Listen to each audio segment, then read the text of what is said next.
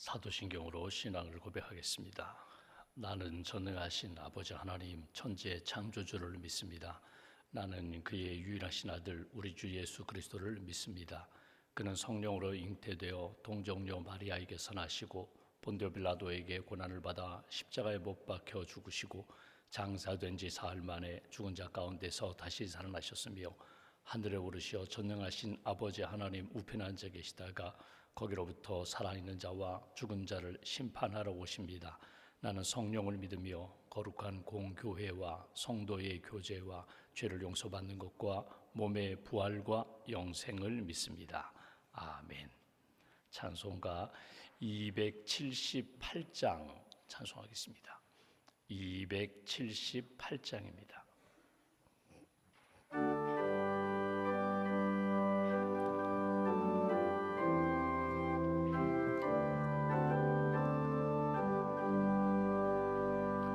여러 해 동안 주 떠나 세상 연락을 즐기고 저 흉악한 죄에 빠져서 주 은혜를 잊었네.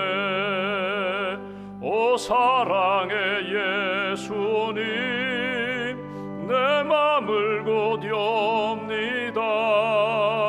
곧 들어와 나와 함께하며 내 생명이 되소서. 죄악에 죽을 인생을 심히 불쌍히 여기사 저 하늘의 영광 버리고 이 세상에 오셨네. 오 사랑의 예수님 내 맘을 곧 엽니다. 곧 들어와 나와 함께하며 내 생명이 되소서. 홍포를 입은 구주는 가시면류관 쓰시고 저 십자가 높이 달리사 그 아픔을 참았네. 오 사랑의 예수님 내 맘을 곧 엽니다. 곧 들어와 나와 함께하며 내 생명이 되소서.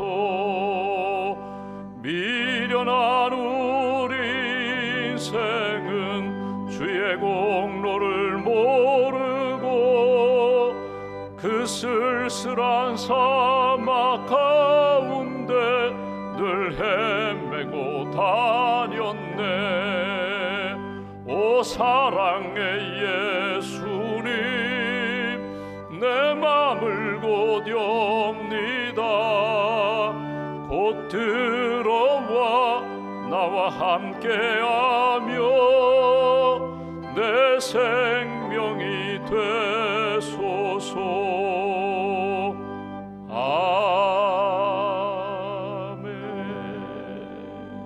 아멘. 기도하겠습니다. 우리의 선한 목자 되시는 하나님, 생명의 구원자가 되시는 하나님, 우리를 이 땅의 많은 사람들 가운데 먼저 부르셔서 예수님 믿게 하시고 구원받게 하시고 영원한 하나님 나라 바라보며 살 수 있도록 은혜 베풀어 주셔서 감사합니다. 지난밤에도 단잠과 평안을 주시고 이른 아침 깨어 기도할 수 있도록 믿음과 건강을 허락해 주셔서 감사합니다. 주님 앞에 기도하는 한 분 한 분 심령을 주님 만나 주시고 말씀과 성령으로 함께하여 주시옵소서. 하나님 앞에서 우리 자신을 다시 한번 돌아보며 우리의 경건의 삶이 하나님의 기쁨이 되는지 이 아침에 다시 한번 점검하기를 원합니다. 믿노라고 하면서도 하나님을 믿기보다는 세상을 믿고 나 자신의 생각을 의지하며 살았던 우리의 연약함과 죄를 주님 용서하여 주시옵소서. 사랑한다고 하면서 하나님을 사랑하고 이웃을 사랑한다고 하면서 끊임없이 손익계산을 해가며 나의 이익이 되는 것을 늘 추구했던 우리의 연약함과 허물을 용서하여 주시옵소서. 하나님께 소망을 두고 주님 바라보며 살아야 되는데, 영원한 천국과 영원한 부활의 산 소망을 갖고 살아야 되는데, 여전히 이 땅에 소망을 두고 인간적인 꿈에 야망에 늘 사로잡혔던 우리의 허물과 죄를 주님 용서하여 주시옵소서.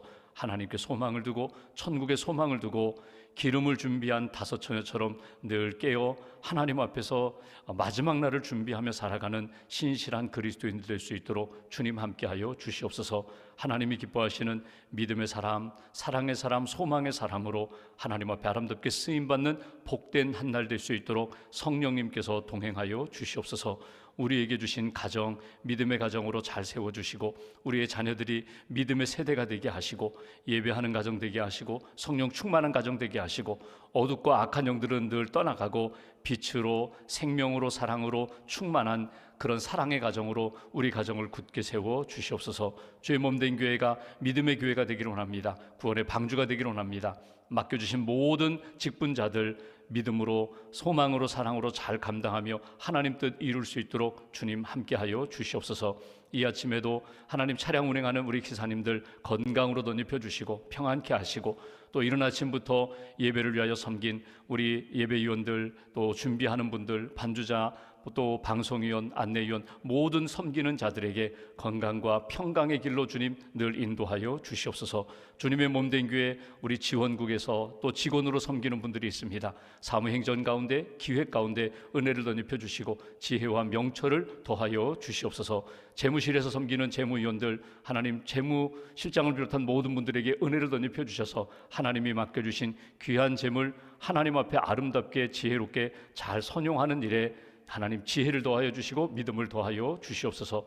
오늘도 하나님 하루의 복된 시간을 우리에게 주셨습니다.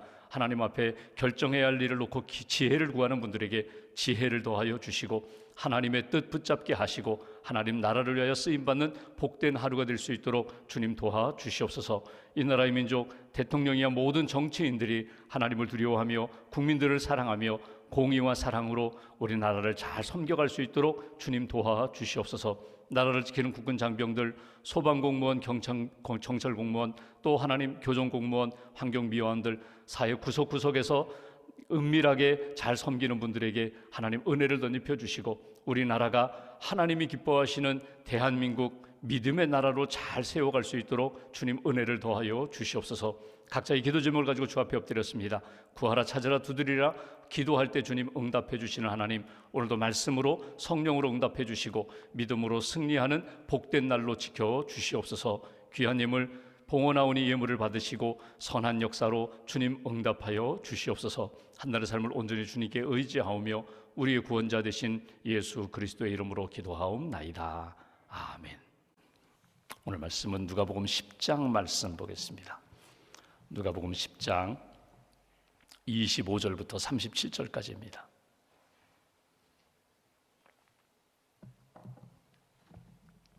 (25절부터) 37절까지 말씀 함께 봉독하겠습니다. 어떤 율법교사가 일어나 예수를 시험하여 이르되 선생님, 내가 무엇을 하여야 영생을 얻으리이까? 예수께서 이르시되 율법에 무엇이라 기록되었으며 내가 어떻게 읽느냐? 대답하여 이르되 내 마음을 다하며 목숨을 다하며 힘을 다하며 뜻을 다하여 주 너희 하나님을 사랑하고 또한 내 이웃을 내 자신같이 사랑하라 하였나이다. 예수께서 이르시되 내 대답이 옳도다. 이를 행하라. 그러면 살리라 하시니 그 사람이 자기를 옳게 보이려고 예수께 여짜오되 그러면 내 이웃이 누구니이까? 예수께서 대답하여 이르시되 어떤 사람이 예루살렘에서 여리고로 내려가다가 강도를 만나매 강도들이 그 옷을 벗기고 때려 거의 죽은 것을 버리고 갔더라. 마침 한 제사장이 그 길로 내려가다가 그를 보고 피하여 지나가고 또 이와 같이 한 레위인도 그곳에 이르러 그를 보고 피하여 지나가되 어떤 사마리아 사람은 여행하는 중 거기 이르러 그를 보고 불쌍히 여겨 가까이 가서 기름과 포도주를 그 상처에 붓고 싸매고 자기 짐승에 태워 주막으로 데리고 가서 돌보아 주니라. 그 이튿날 그가 주막 주인에게 데나리온 2를 내어주며 이르되 이 사람을 돌보아 주라. 비용이 더 들면 내가 돌아올 때에 갚으리라 하였으니 내 생각에는 이 세 사람 중에 누가 강도 만난 자의 이웃이 되겠느냐? 이르되 자비를 베푼 자니이다. 예수께서 이르시되 가서 너도 이와 같이 하라 하시니라. 아멘. 하나님의 은혜와 평안이 여러분과 함께 하시기를 기원합니다. 오늘은 그 유명한 선한 사마리아 사람의 비유, 예수님의 말씀입니다. 교회 다니지 않는 분들도 선한 사마리아인의 그 이야기는, 예수님의 비유는 잘 알고 있는 그런 내용을 오늘 본문에서 우리가 읽고 또 다시 한번 묵상하게 됩니다. 오늘 말씀이 어떻게 시작되었는가, 그 동기와 그 출발점은 이렇습니다. 한번 25절 말씀 보실까요? 어떤 사람입니다. 그 사람이 어떤 사람인가 하면 율법 교사입니다. 율법 교사라는 것은 구약의 율법을 너무나도 잘 알고 있는 사람, 알고 있으면서도 계속 연구하는 사람, 공부하는 사람, 그리고 그것을 가르치는 사람입니다. 율법에 관한 한 전문가입니다. 율법에 관한 한 전문가인 그가 예수님께 찾아와서 시험했다는 것입니다. 시험이라는 것은 문제를 냈다는 것입니다. 주님, 내가 이렇게 나도 답을 알고 있습니다. 한번 예수님이 알고 있는지, 이렇게 시험했는지, 내가 아는 거는 많지만 진짜 답은 모르겠습니다. 궁금해서 물었는지 사실은 정확히는 모릅니다. 그런데 한 가지 그 사람에게 있어서 드러나는 것이 있습니다. 25절 보시면 시험 문제가 뭐냐면, 선생님, 내가 무엇을 하여야 영생을 얻으리이까? 바로 이 부분입니다. 영생에 관한 것, 그러니까 영생이라는 것은 영원한 생명을 말하는 것이거든요. 어떻게 해야 내가 구원을 받을 수 있습니까? 어떻게 해야 내가 구원의 확신을 가질 수 있습니까? 한 가지 분명한 것은 지금 이 율법 교사가 구약의 율법 잘 알고 있어요. 늘 가르쳤어요. 그리고 이렇게 하라고 권면됐어요. 근데 정작 자기 안에는 구원의 확신이 없었다는 것입니다. 영생의 확신, 내 안에는 하나님이 주신 영원한 생명에 대한 평안도 기쁨도, 그리고 내가 오늘 밤 죽어도 나는 천국에 간다, 이런 믿음과 확신이 없기에 오늘 예수님께 나와 질문을 던졌다는 거예요. 여러분, 성경을 이렇게 읽다 보면 우리가 동사에 집중하세요. 동사. 그러니까 무엇 하라, 믿으라, 이렇게 하라, 하지 말아라. 동사를 여러분 잘 이렇게 성경을 읽으실 때, 오늘은 내게 이것을 주시는 거구나, 어떤 관념이라든가 추상적인 관념이라든가 어떤 생각에 여러분 집중하지 마시고 오늘 우리에게 말씀하시는 명령이 무엇인가, 거기 이렇게 집중해 보시면 내가 오늘 어떻게 살아야 되는지 그게 나오거든요. 또 하나, 이렇게 성경을 읽으면서 오늘 율법 교사가 했던 것처럼 하나님 앞에 질문을 던지시면서 성경을 읽고 질문을 던지시면서 기도하는 것 중요해요. 내가 어떤 문제를 만났어요? 내가 풀어야 될 문제예요. 내가 해결해야 할 문제예요. 그때에 하나님, 이거 어떻게 할까요? 끊임없이 질문을 던지시라는 거예요. 하나님 앞에 질문을 던지시면 성경을 읽는 가운데, 기도하는 가운데, 묵상하는 가운데, 또 예배드리는 가운데 하나님이 주시는 마음이 있어요. 하나님이 이렇게 가리키시는 방향이 있어요. 하나님이 내게 주목하게 하시는 사람이나 어떤 사건이 있어요. 그거 딱 붙잡고 하나님 앞에서 이렇게 묵상하면 답이 나와요. 그러니까 성경을 읽을 때 동사에 집중하라, 또 하나는 질문을 하라. 오늘 율법 교사가 질문했습니다. 예수님의 답변이 무엇입니까? 그 다음 절 보실까요? 예수께서 이르시되 26절, 율법에, 내가 잘 알고 있는 율법에 무엇이라 기록되어 있으며 내가 어떻게 읽느냐? 내가 알고 있는 생각과 답을 한번 말해보라. 알고 있는 대로 말해보라. 그러자 27절에 보면은 이 말씀은 사실 신명기에 나오는 말씀, 레위기에 나오는 말씀이거든요. 구약의 율법이라는 것이 창세기, 출애굽기, 레위기, 민수기, 신명기, 모세 5경을 율법이라고 하는데, 그가 성경에 대하여 통달했기 때문에 성경에서는, 구약에서는 하나님을 사랑하는 것, 이웃을 사랑하는 것, 그것이 구원을 얻을 수 있는 길이라고, 영생을 얻을 수 있는 길이라고 내가 알고 있습니다. 이렇게 답변해요. 여기 하나님 사랑, 이웃 사랑을 한번 27절 보실까요? 먼저 신명기 6장에 나오는 말씀이거든요. 내 마음을 다하며 목숨을 다하며 힘을 다하며 뜻을 다하여 주 너희 하나님을 사랑하고. 주 너희 하나님입니다. 이미 너를 사랑하신, 너를 구원하신, 너에게 은혜를 베푸신 그 하나님을 사랑하라는 거예요. 그러니까 내가 하나님을 먼저 사랑한 다음에 하나님의 사랑을 받는 것이 아니라 하나님의 사랑을 먼저 받았기 때문에, 은혜를 받았기 때문에 그 받은 은혜를 감사하면서 하나님을 사랑하고, 그 다음 두 번째, 레위기 19장에 나오는 말씀입니다. 내 이웃을 내 자신같이 사랑하라 하였나이다. 내 이웃을 사랑할 때에 내가 내 몸을 아끼는 것처럼, 너 마음을 소중히, 내 삶을 소중히 여기는 것처럼 그렇게 내 이웃을 소중히 여겨라. 이게 율법에 나오는 영생을 얻을 수 있는 길이라고 알고 있습니다. 28절 예수님이 말씀하십니다. 내 대답이 옳도다. 이를 행하라. 그러면 살리라.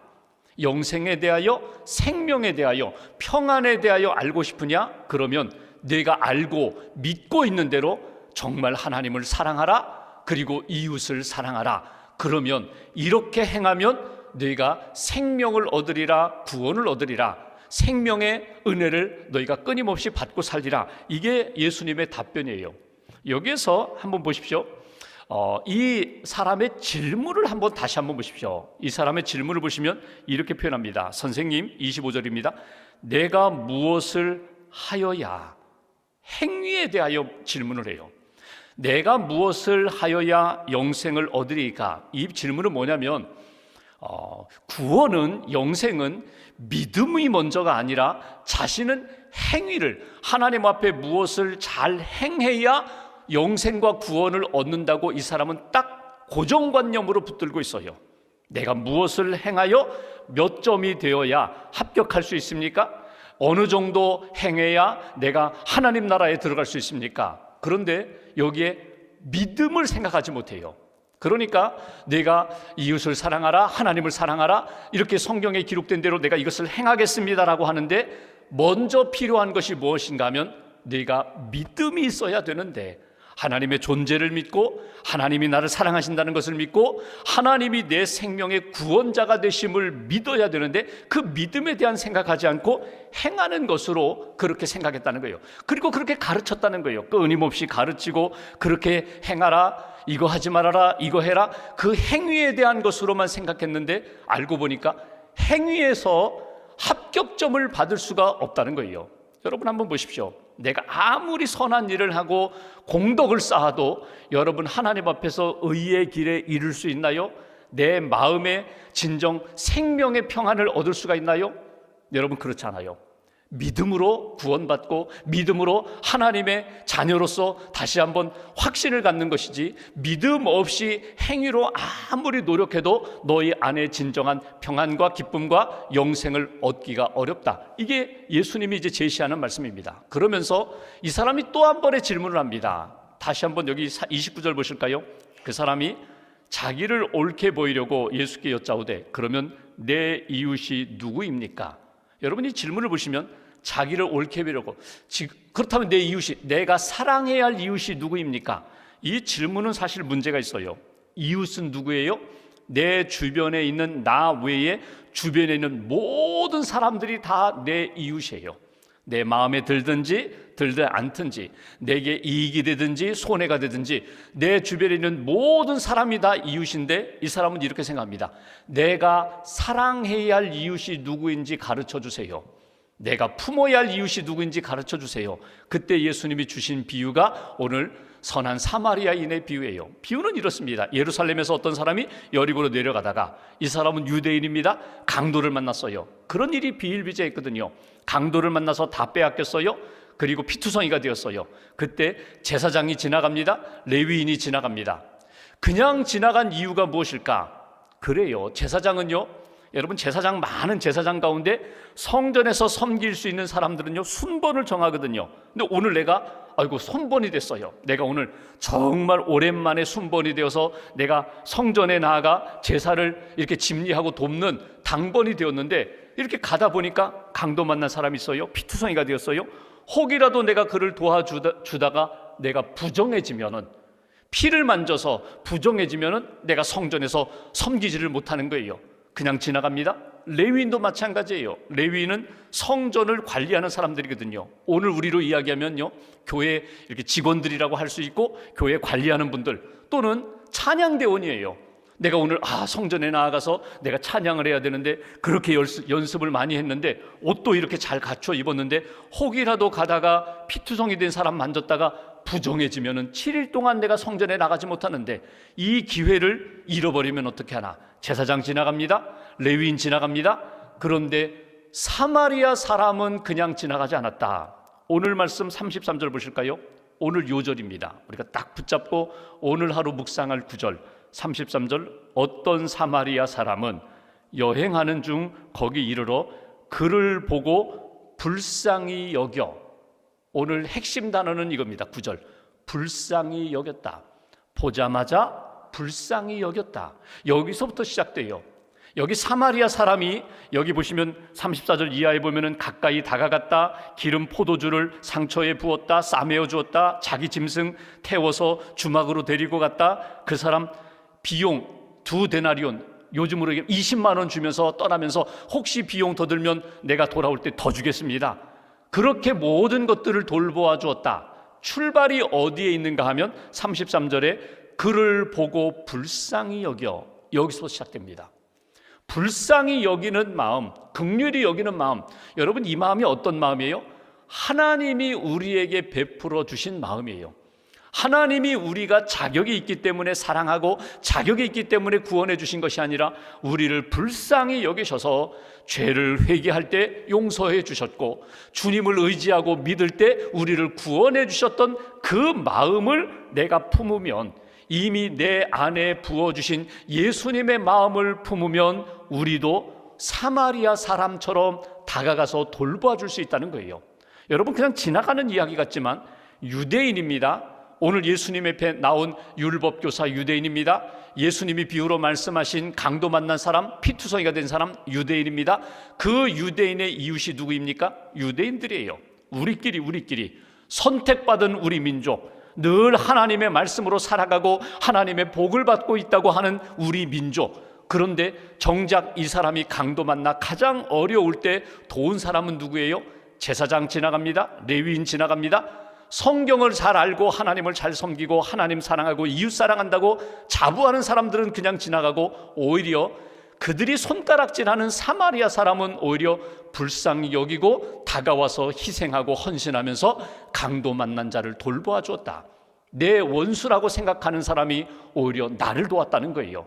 그러니까 누가 이웃이 되겠느냐? 우리는 손익계산이 굉장히 빨라요. 내가 지금 이것을 하면은 어떤 이익이 있을까? 어떤 영광이 있을까? 이 사마리아 사람의 비유를 만약에 이렇게 예루살렘에서 여리고로 내려가는 산골짜기가 아니라 예루살렘 성전 그 앞에 있는 광장에서 그런 일이 벌어졌다면 어떻게 되었을까? 한 사람이 피투성이가 되어서 광장에 쓰러졌어요.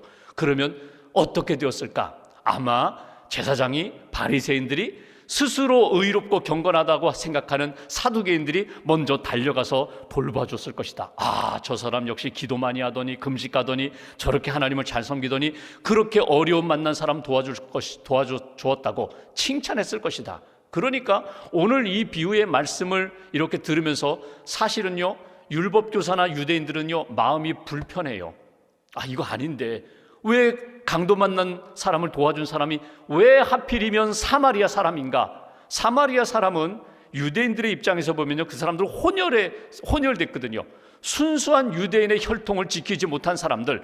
그래서 개처럼 취급하는 그 사람이 오히려 강도 만난 사람을 도와주었다는 거예요. 오늘 끝부분 보실까요?